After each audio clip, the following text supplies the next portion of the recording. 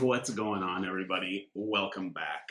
I just wanted to jump on here and uh, make a little video for you guys on this wonderful Christmas day.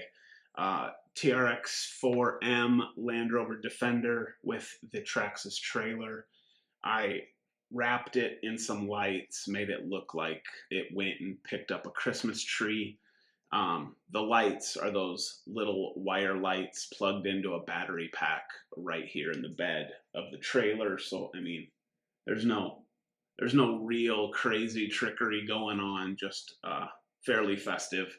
I did opt to turn the light bar off just because, well, I thought that would just kind of take away from it and be a little too bright. So we ran zero light bar. The Traxxas light bar allows you an on-off switch right on top. So that's kind of some nice functionality there. But yeah, that's it for today. I hope you all have a Merry Christmas. I hope you got all the RC stuff that you wanted and you're eating good food and having a good time with friends and family, because, I mean, that's really what it's all about. So from me and mine to you and yours, Merry Christmas, and we'll see you soon.